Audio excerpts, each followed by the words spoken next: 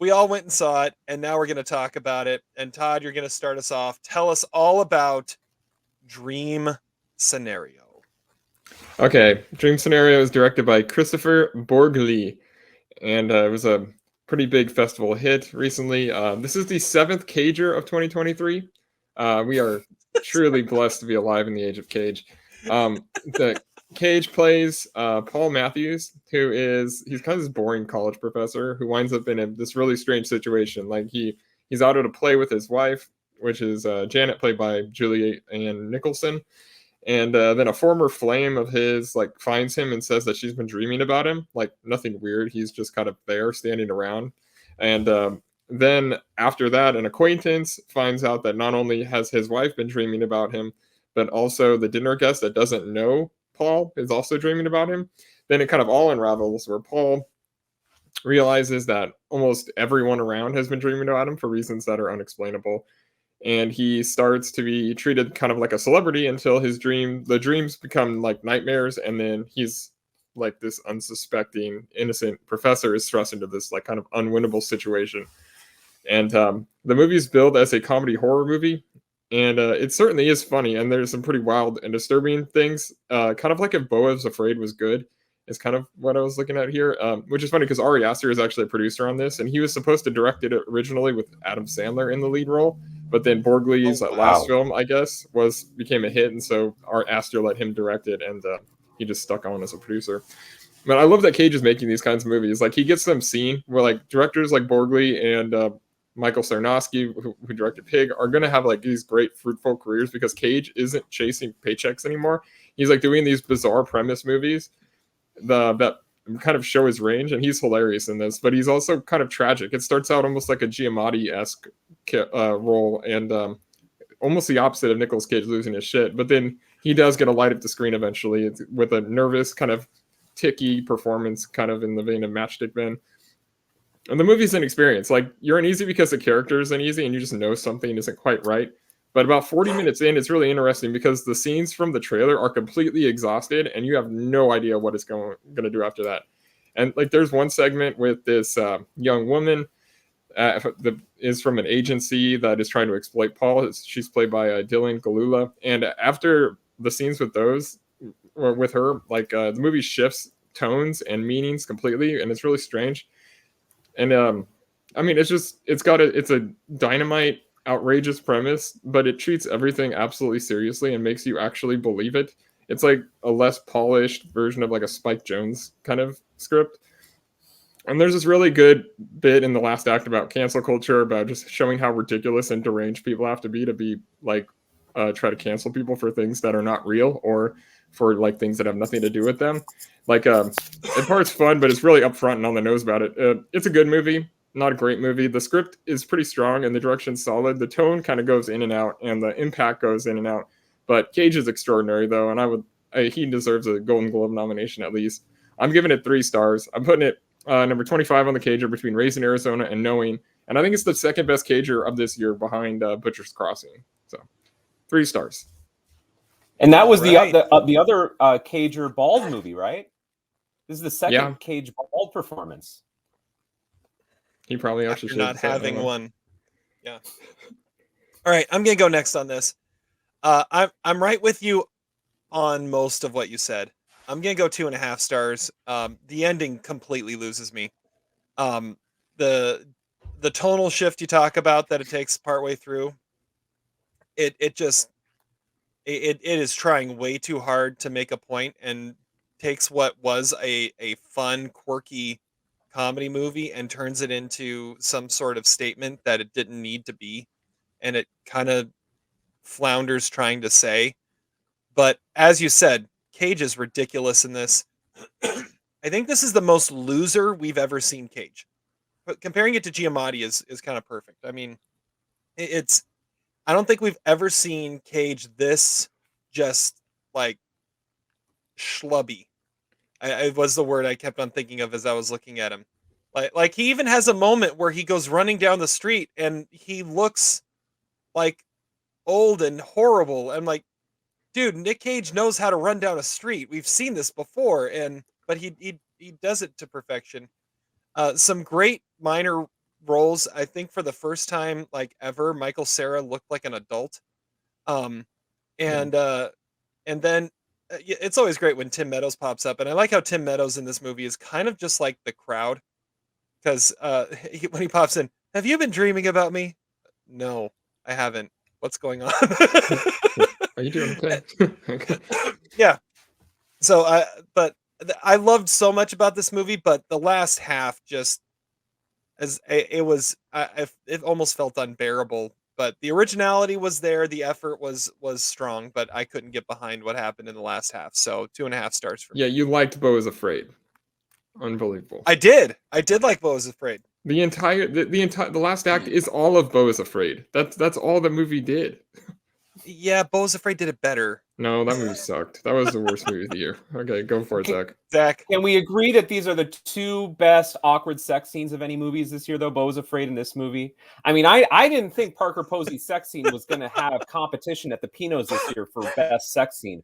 But the sex scene in this movie is whole other level. I mean, it is hilarious. It's awkward. It's painful.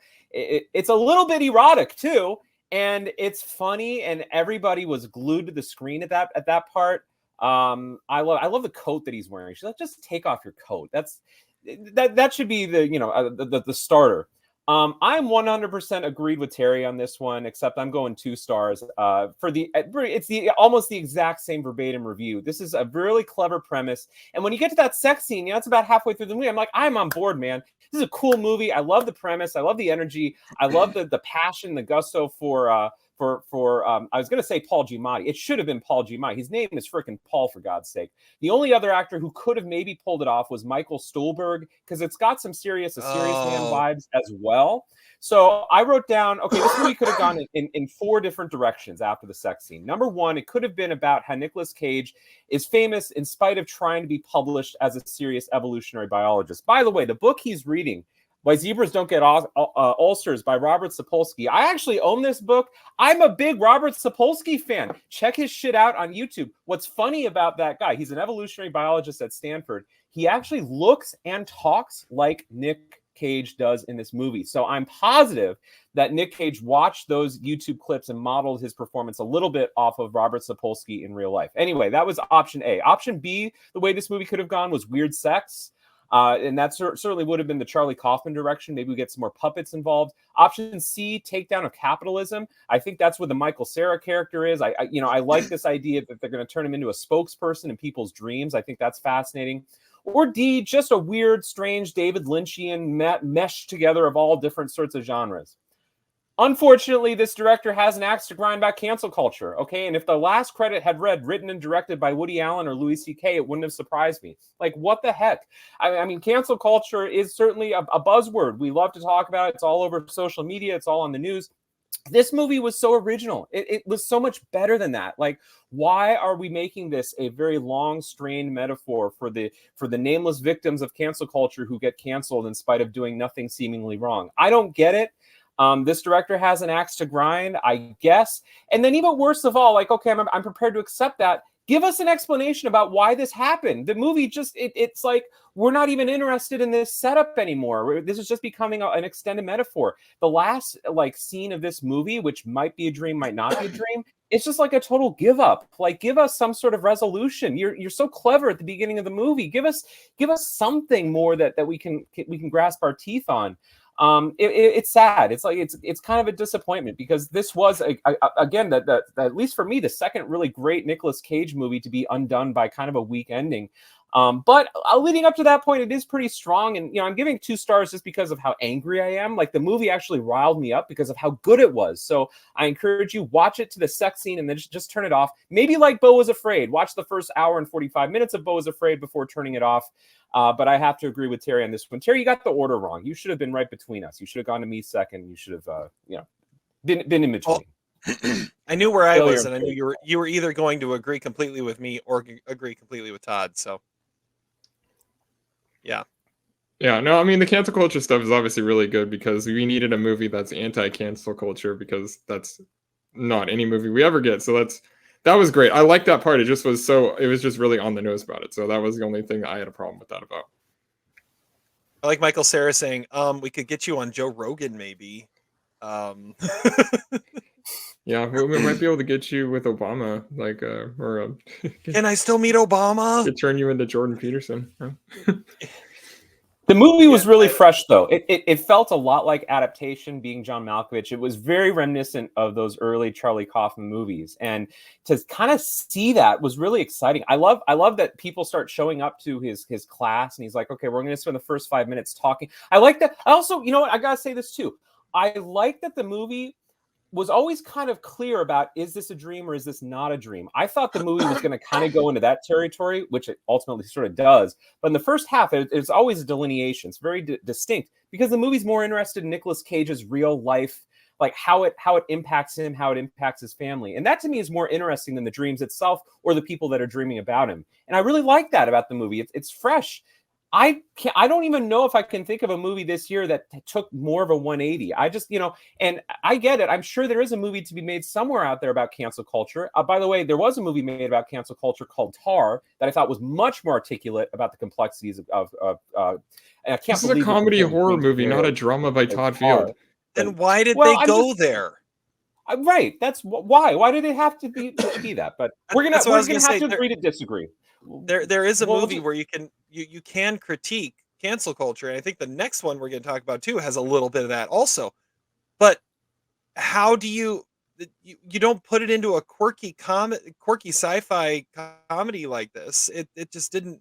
I don't know. It just didn't fit, and it was too much. No, because it puts you in the mind of somebody who is a complete victim of it, who had nothing to do with anything, and he's getting canceled for things that are not real. Until he ends up fulfilling why he was being canceled. Yeah, and then it's the whole it's a whole thing. I mean, that's the way things work. It's a whatever.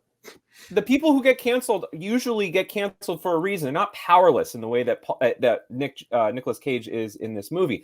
I'm just saying, like, you why get not canceled for things that are for simply someone suggesting something about you, like that's what it's saying. And then this is somebody who has nothing to do with anything, and he's thrust into a situation because of things that are not real. There's a scene in Friends that's like about this, where Phoebe is like dreaming about Ross, and he did something bad, and she is pissed at him and like treats him like shit for like a day because of the dream she had. Like, this is.